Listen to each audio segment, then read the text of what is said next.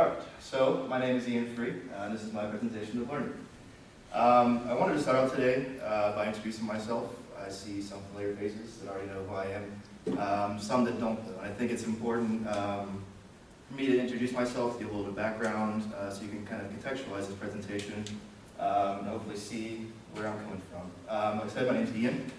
I am 23 years old. I graduated from Miami in May of last year. I graduated with a bachelor's degree in sociology. I enjoy reading old textbooks from college, watching Jeopardy, and spending entirely too much time playing video games. Just a few fun facts about myself. Yeah, so I decided to go a little bit unconventional route with my presentation. You'll see shortly. But anyway, this is where I've been the last 10 months, like Sean said, Office of Community Engagement and Service. I graduated from Miami University, so it's interesting for me to come back to Miami University and work in an office that I was involved with at my time there. My main role was the capacity building coordinator, kind of a vague term, but that is essentially what I did. I was tasked with building the capacity of the office in Cincinnati. I'm one of actually the only ally that was based in Oxford, as opposed to everybody else that was in Cincinnati or close nearby Cincinnati. So I was kind of the outlier. So I was tasked with being the liaison between Miami University and Cincinnati. Expanded programming, as well as ran the urban plunges for our office. That was my main objective, was to run the urban plunges. The urban plunge is where students from Miami University can go down to Cincinnati for the weekend. They spend the night there, they learn about the city, they talk with community leaders, they learn about issues of social justice. And that's something that I did while I was at Miami University, so this is something that I had done before, but I had never facilitated. That was a whole new can of worms for me. That was something that was a challenge. Being responsible for 12 college kids on an overnight trip was interesting at times. But I feel like it was a very important experience, something that I believed in that came easily because in Oxford, I'm not sure if you're familiar with the geography, some of you may not be. Oxford is in the middle of a cornfield, about 45 minutes north of Cincinnati, so it can be a bubble, it can be cut off from the rest of Cincinnati. So I felt it was very important for students to see the city, to learn about the city, to, like I said, get out of that bubble and expand their horizons a little bit. So I enjoyed my time with that. As I alluded to, a little bit unconventional, my approach. I decided to take a leaf from the great David Letterman's book. We'll be doing top 10 things that I learned this year at Public Allies. I don't have a band or any funny jokes, but this was the easiest way for me to do this. So, number 10. Take the time to be prepared. I wish I would have followed this advice a little bit more closely with this speech, but that is an awesome picture. He's very prepared for the rain, as you can see.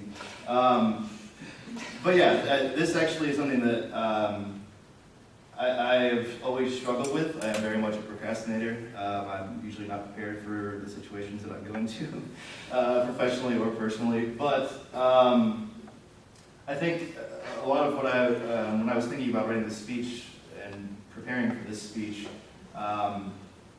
I was thinking about the times in the middle of the winter of this year, 5 or 6 months in, where I got in kind of this vicious cycle of I would come home from work and I would play video games for 5 hours, and then I'd go back to work.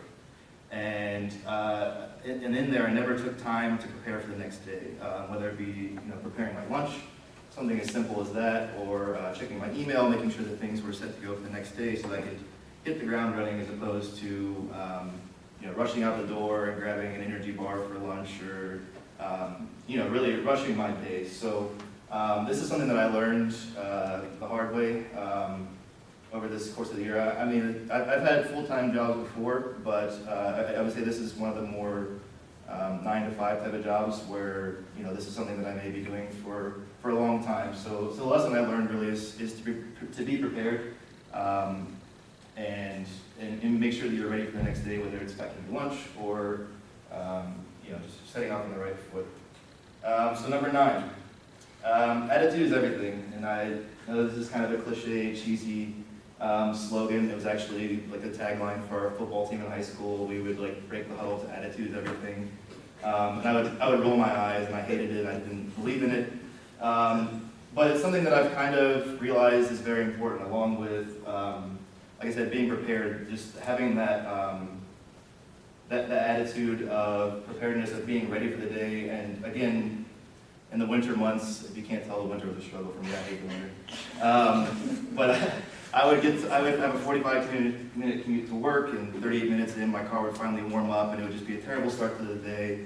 And a lot of times, if I didn't have the right attitude, that could bring my day to a halt. That was the end of my day. I couldn't wait to go back home and get into bed, and I didn't do anything productive for the rest of the day. So really, the key for me, as I started believing in this, is changing my mindset. So not giving up on the day and just waiting to crawl back into bed, but actually being conscious that things may not be running as smoothly as you want them to, but changing your attitude can have a big impact. And it's not easily done, but it's something that I've learned is very important. Number 8, trust the process. That's something Sean alludes to a lot of the time. I was frustrated a lot of times with some of the tedious things that we did in Public Allies. I thought they were tedious. But I realized over time that they were important, especially, and a lot of times we're referring to our TSP, our Team Service Project. We would set guidelines for how we would do things, and we'd have all these procedural guidelines and rules and everything, and it drove me crazy because it turned a 10-minute conversation into a 3-hour conversation. And I'm not a patient person, so it really drove me up a wall. But I realized that over time that it actually was an important part of the process, and I began to let go, be patient, and trust that it was all for a good reason, and it was. So number 7. I don't know. Google is taking over the world. This is a small lesson that I've learned from my placement. I don't know if this is particular to my placement, but if it wasn't on my Google Calendar, it didn't exist. I became very dependent on Google, but it's also a very important tool. Our placement, or a lot of our partner agencies use Google as well. That's how we would interact with email, Google Calendar. If you set up a meeting, you put it on Google Calendar, Google Docs, you work on a collaborative document.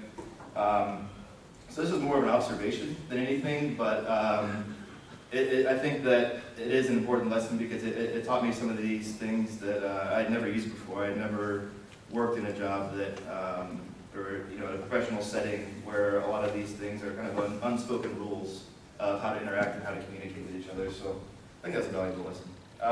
Number 6.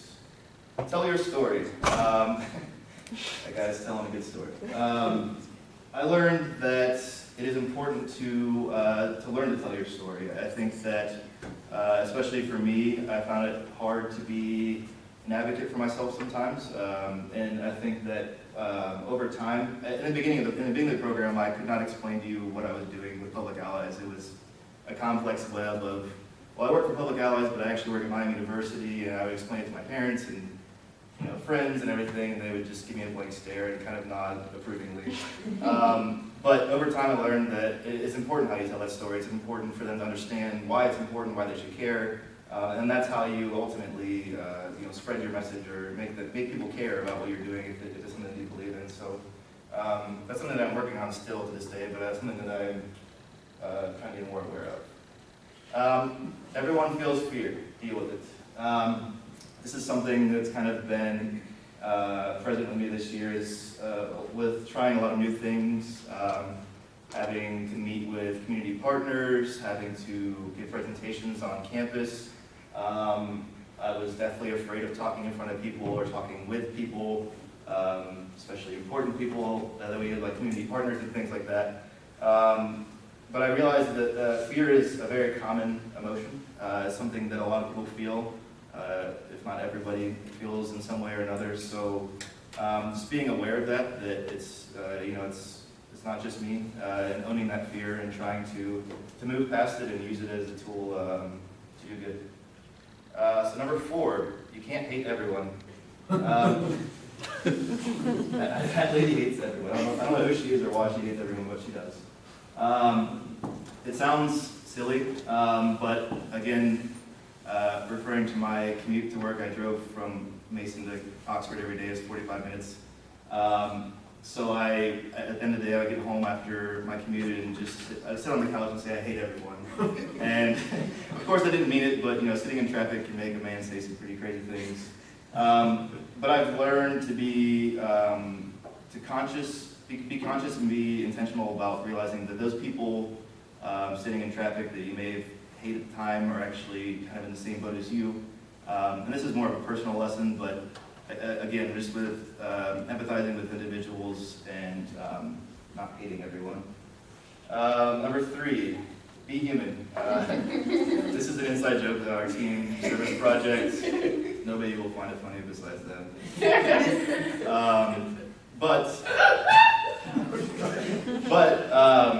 So it's hard to explain really.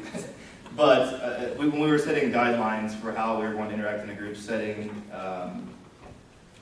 people were arguing all these other different semantics and different rules and different ways to communicate with each other. And I just said, be human, meaning, just be normal, I guess.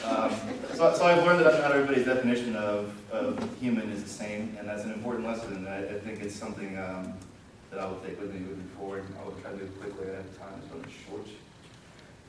Sitting inside is not for me. This is kind of a small, silly one, but I've learned that I do not like sitting in a cubicle for extended periods of time. I don't think anybody does, but I've learned that I need to find work that will allow me to have a little bit more autonomy, that allow me to be outside or be at least have that autonomy to move about as I please. A small one, but very important for me.